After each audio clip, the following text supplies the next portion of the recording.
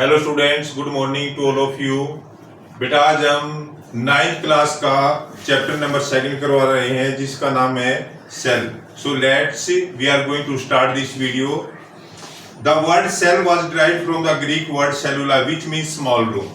जो सेल होती है, जैसे सभी लिविंग ऑर्गेनिज्म है, वर्ल्ड में जितने भी लिविंग ऑर्गेनिज्म है सबकी जो बॉडी होती है वो सेल से बनी होती है। यानी कि सेल जो होती है वो बेसिक यूनिट होती है विच मीन्स स्मॉल रूम, जिसका मीनिंग होता है एक छोटा कमरा। Cell is the basic structure and function unit of all living form. सभी लिविंग ऑर्गेनिज्म की जो स्ट्रक्चर और फंक्शन यूनिट है वो सेल है।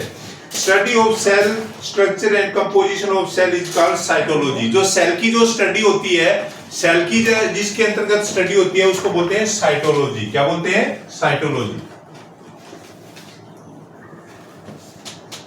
Cytology study of cell is known as cytology. Cell was first observed by Robert Hooke. Cell को सबसे पहले किसने ऑब्जर्व किया था? रॉबर्ट हुक ने। In a dead cork slice in the year 1665।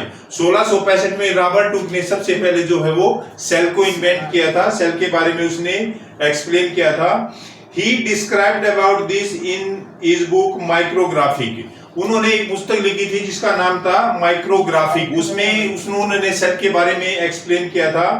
Protoplasm is an aggregate of various chemicals such as water, iron, salt and other organic molecules like protein, carbohydrate, fat, nucleic acid, vitamins। Protoplasm जो होता है वो एक aggregate होता है, उसमें बहुत से केमिकल्स होते हैं, कंपाउंड होते हैं, जिसमें वाटर होता है, आयरन होते हैं, सॉल्ट होता है, मॉलिक्यूल्स होते हैं जैसे protein, carbohydrate, fat, nucleic acid और vitamins.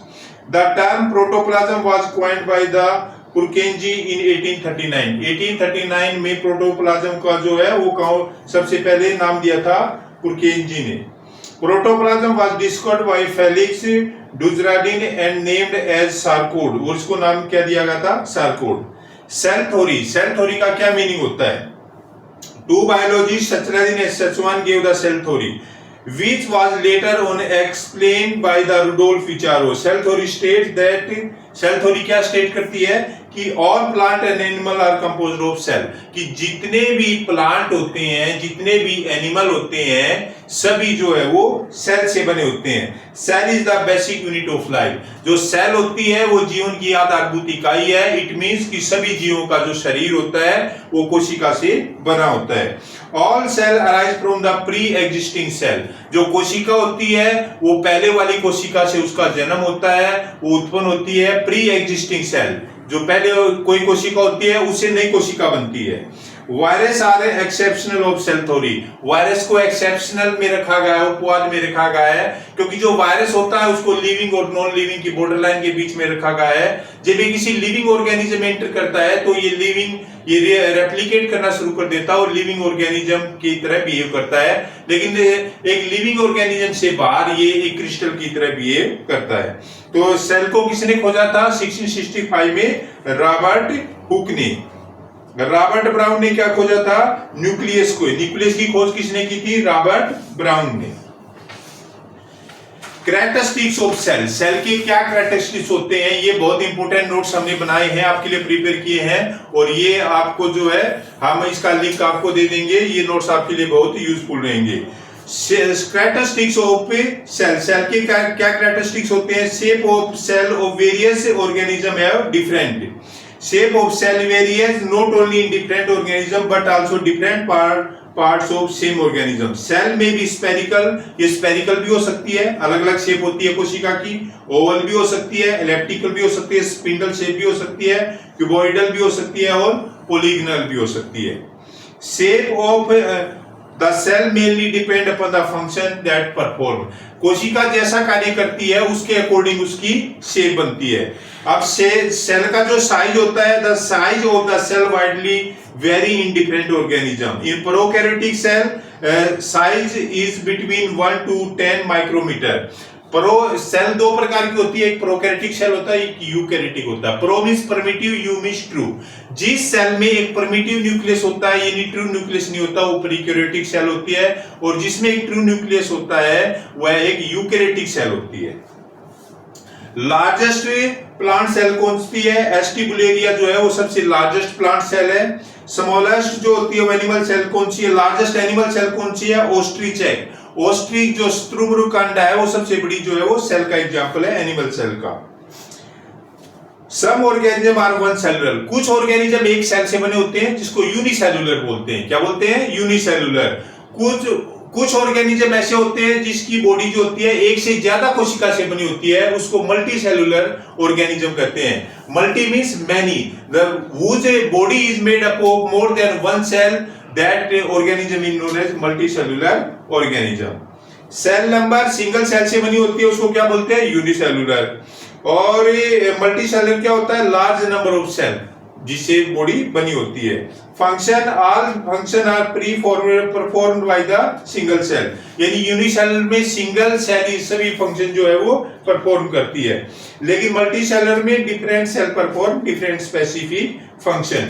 Division of labour not perform, single cell में डिवीजन ऑफ लेबर नहीं होता, लेकिन मल्टी सेलुलर ऑर्गेनिज्म में cell specified to perform different function. Reproduction involve the same single cells. Prokaryotic और eukaryotic cell, इनमें क्या difference होता है? Very minute in size, prokaryotic cell बहुत छोटी होती है 1 to 10 micrometres, fairly large in size. जो यूकैरियोटिक होती है वो प्रोकैरियोटिक से बड़ी होती है। ऑलवेज यूनिसेलुलर, ये हमेशा यूनिसेलुलर होती है प्रोकैरियोटिक। और जो यूकैरियोटिक होती है ये यूनिसेलुलर भी हो सकती है और मल्टीसेलुलर भी हो सकती है। सिंगल क्रोमोसोम प्रेजेंट, इसमें सिंगल क्रोमोसोम होता है, लेकिन यूकैरियोटिक में more than one chromosome present होता है। न्यूक्लियस एब्सेंट होता है, इसमें न्यूक्लियस होता है वो प्रेजेंट होता है। Cell division by the function और budding, cell division by mitosis और मियोसिस, ये यूकैरियोटिक में होता है। सेल में क्या होता है? एक प्लाज्मा मेम्ब्रेन होती है और सेल वॉल होती है। प्लाज्मा मेम्ब्रेन जो होती है वो हर कोशिका में पाई जाती है, लेकिन जो सेल वॉल होती है वो प्लांट सेल में पाई जाती है। प्रोटोप्लाज्म होता है वो किससे मिलकर बनता है? वो साइटोप्लाज्म और न्यूक्लियस दोनों से मिला के क्या बनता है? प्रोटोप्लाज्म। साइटोप्लाज्म और न्यूक्लियस दोनों के मिलाने से बनता है प्रोटोप्लाज्म। अब साइटोप्लाज्म में क्या क्या होता है? साइटोप्लाज्म ऑर्गेनेल्स कौन कौन से होते हैं? Organelles, endoplasmic reticulum, mitochondria, Golgi complex, ribosome, centrosome, lysosome, cilia and flagella और प्लास्टिड, ये साइटोप्लाज्म ऑर्गेनेल्स होते हैं। और नॉन साइटोप्लाज्मिक कौन कौन से होते हैं? Vacuoles, crystal of oil drops and other inclusions. Nucleus में क्या होता है? न्यूक्लियर मेम्ब्रेन होती है, न्यूक्लियोप्लाज्म होता है, क्रोमेटिन होता है, क्रोमोसोम होता है और न्यूक्लियस होता है। सेल मेम्ब्रेन्स क्या होती है? सेल मेम्ब्रेन्स का क्या फंक्शन होता है? प्लाज्मा मेम्ब्रेन्स को सिलेक्टिवली परमिएबल मेम्ब्रेन्स बोलते हैं इसको, ये नेचर में सिलेक्टिवली परमिएबल होती है। इसका अर्थ होता है इट अलाउ और permit the entry and exit of सब material in and out of the cell. इसको सिलेक्टिवली परमिएबल इसलिए बोलते हैं क्योंकि ये सिलेक्टेड मटेरियल को अंदर आने देती है कोशिका के और सिलेक्टेड मटेरियल को ही बाहर जाने देती है। Cell membranes is also called the plasma membranes और प्लाज्मा लेमा, इसको प्लाज्मा मेम्ब्रेन्स भी बोलते हैं। सेल मेम्ब्रेन्स का दूसरा नाम है plasma membranes. It is the limiting boundary of each cell which separates cytoplasm from its surrounding. It is found in both plant and as well animal cell. जो cell membranes होती है ये plant cell में भी पाई जाती है और animal cell में भी पाई जाती है। प्लांट सेल में सेल मेम्ब्रेन्स के बाहर एक बाउंड्री और होती है जिसको सेल वॉल बोलते हैं। As per the lipid model of plasma membranes, it is made up of protein and lipid, where protein are sandwiched between bilayer of lipid. इस प्रकार से जो इसका स्ट्रक्चर होता है सेल मेम्ब्रेन्स का, as per the lipid model of plasma membranes का lipid model के अकॉर्डिंग, इसमें it is made up of protein और लिपिड से बनी होती है ये, जिसमें where protein are sandwich between the bilayer of lipid, मतलब प्रोटीन सैंडविच की तरह होता है लिपिड की दो लेयर के बीच में।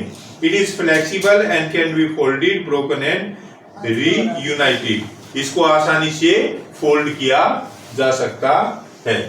तो आज के लिए ये चैप्टर इतना ही काफी है। अगली वीडियो में इस चैप्टर का अगला पोर्शन करवाएंगे। Thank you for watching this video and subscribe my channel. Thank you very much.